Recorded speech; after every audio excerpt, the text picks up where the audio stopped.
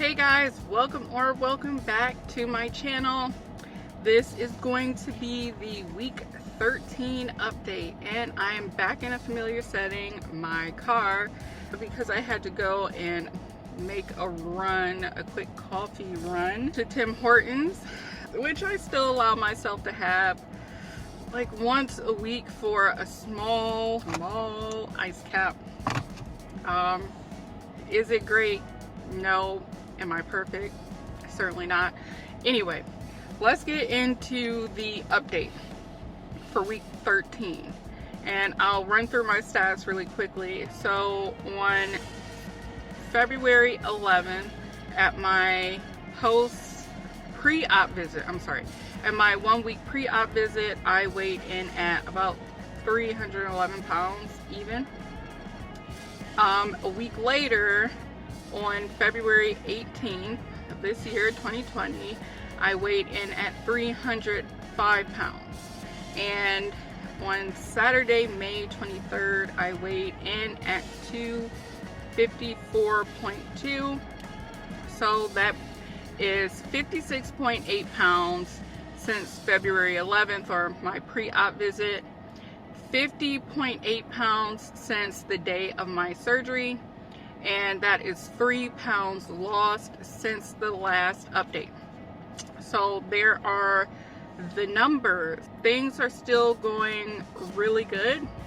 I cut down the days that I do cardio, because here's the thing. So the week before that, I think that was the week 11 update, I worked out 5 days in a week, and I think I lost 2 pounds or less that week.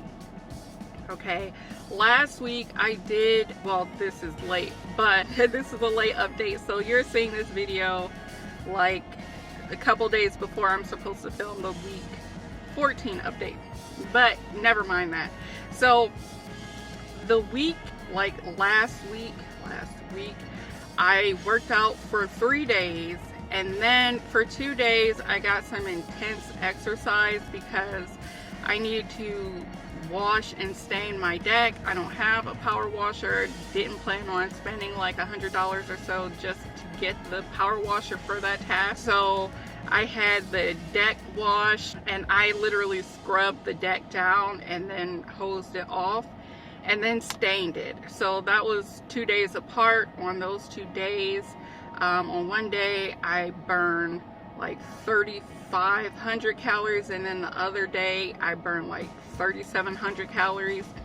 And on one of those days I dropped like 2 pounds overnight. It was such intense work. So that was great.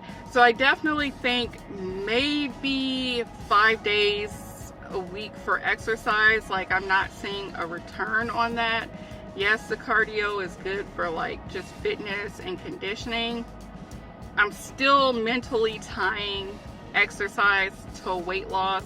I'm trying to break that, but I feel less tired during workouts when I just do kind of 4 days out of the week. So we'll see. I'll probably flip-flop between doing 4 or 5 days, but 4 days is definitely my minimum for working out, because this past week I did lose 3 pounds. That seems to be my average with or without working out, but like I said, I still want the fitness benefits, because I am really out of shape after being home for 3 months now. Yeah, I'm losing fitness just by being home all day and working 8 hours or more per day from home. I think I've mentioned this in the past videos. I'm an essential worker, I'm a social worker, but I'm still having to make contact with the people that I support. So yeah, I have to be in a closed room because of HIPAA practices all day, and there's really no moving except when I have to go to the bathroom. Okay, so a non-scale victory that I can support today. I am wearing a pair of pants that I bought from Stitch Fix back in like September of 2018, and when I bought them I put on weight, so I wasn't in the same size that I had been a few months earlier when I subscribed to Stitch Fix, but now I can fit these pants. Not only can I fit them, but they're actually quite roomy. So I'm going to continue to wear them. Like, I literally popped the tag off of them today, and I'm just going to continue to wear them until they're too big. And I don't know how long that will be, since I'm getting close to the 60 pounds lost mark. And mentally, I know I said I was having body image issues, but now I'm starting to look in the mirror and I can actually start to see where I've lost weight. I can kind of see it in my face. I still have a double chin, but besides that, yeah, I'm starting to see a noticeable difference in how my body looks. So I'm starting to feel a little bit better. That could change. So mentally, the whole body image issue is starting to come in line and be better. But one thing that got me mentally is, okay, my mom had bariatric surgery more than like a decade ago, and she had a gastric bypass, and I was just talking with her about like, how long did it take you to get to goal weight? Did you ever get to goal weight? And she had the gastric bypass. She did get to goal weight within like 9 months, I think she told me. I'm looking at what my goal weight is to get down to a BMI of 24 or less, like a healthy BMI.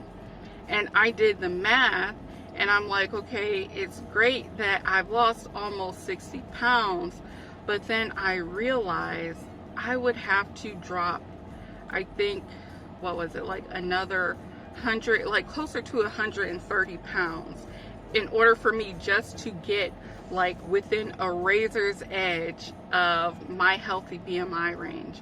Ideally, I probably need to lose about 140 more pounds. And looking at my average for how much weight I've been able to lose per month, it seems to be consistently about 11 or 12 pounds. I think I'm gonna hit 12 pounds lost this month. Right now I'm sitting at, I think, 11.6 pounds or 11 pounds, something like that. Anyway, I'm really just figuring out like what kind of exercises I can do. How could I possibly improve my eating, like, and eat even less, because like I said, I'm on a very low calorie diet anyway, and most days I know that I'm not consuming over 800 calories basically ever. Most days I'm topping out at about 600 calories consumed. And that tends to be on a good day. So I just really want to get to my healthy BMI. It looks like it will take me at least another calendar year before I get there, and I'm prepared for that. I don't know, I think it's just like buyer's remorse, because I thought that the weight loss would be quicker. It hasn't been. I've told you guys, like for March and April, I really didn't exercise. I don't know if it contributed to that at all, because I have been working out for at least 3 days a week for this month, and I'm still averaging out at about 11 or 12 pounds, well, between 10 and 12 pounds per month. It's something to contemplate if you're, you know, entertaining the gastric sleeve versus bypass. I heard that weight loss might be a little bit quicker with the gastric bypass, though the outcomes are similar. That's just something for you to consider if you're entertaining bypass versus sleeve, because with me and my mom, that seems to be the case, and I don't think I'm going to hit my goal weight within 9 months. Like, I don't see it. I might eat my words. But yeah, weight loss it seems like a little bit slower with the gastric sleeve. Also, let me tell you about a conversation I had with my nutritionist. So she calls, she checks in regularly. We're talking, she's asking me, have you been taking your multivitamins? Yes. Have you been eating your protein? Yes. But I told her I'm trying to be on a vegan diet, and she is like asking me, okay, what are you eating? I told her, you know, I eat some meat replacements like the Beyond Meat burgers, their sausages. I also eat tofu, and yeah, I think that's the extent. And she's like, well, are you drinking your protein shakes? And I'm like, no, because the protein shakes I have been consuming have whey protein, and my mom is intolerant to that. She said it makes her throw up. For me, it really, really bothers my stomach and makes me want to throw up. I don't actually vomit, but whey protein really bothers me. And I'm lactose intolerant. And I told her all of these things, and she's like, no, but you have to get your protein. Get a vegan protein. So I did that. However, she's suggesting these things for me to eat, and I just, like, she's like, oh, you know, how about milk? And I'm like, well, I drink soy milk, and I drink almond milk. And she's like, well, why don't you just drink Fairlife? Because that doesn't have lactose in it. Like, are you not making the connection between vegan and cow's milk?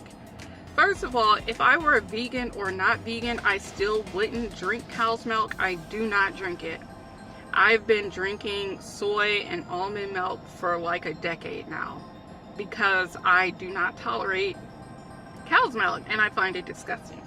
Okay, so the fact that she was still trying to peddle to me that I add cow's milk into my smoothies really upset me, and I don't think she's trying to hear the fact that I'm not consuming animal proteins anymore, because usually when she suggests snacks to me is, oh, have these cheeses, like those Baby Bell things. I bought those way back in March. They're still sitting in the fridge because I just don't like eating cheese, even if it does have a lot of protein. I'm lactose intolerant. It's just not a good idea for me. So I know what foods I can eat in order to get protein, but I just don't feel like that really connects with the nutritionist, because they're asking, or she was asking, are you still eating your vegetables? Well, you can't tell a bariatric patient to eat their vegetables when you tell them to eat their protein first, and also telling them to finish the protein before they move on to anything else. Does that make any sense? I don't know, because I'm kind of starting to ramble. This video is at 15 minutes, but I wanted to make that rant about my nutritionist because she made me so angry that I don't want to talk to her. If you don't understand that I'm trying to cut out animal-based products in my diet, I don't know what to tell you.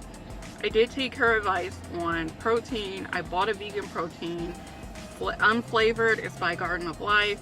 It's kind of disgusting, and I feel like it needs some sugar. I don't know if it's sugar or not. I use Splenda. I know some people feel like you shouldn't consume artificial sweeteners. That's your choice.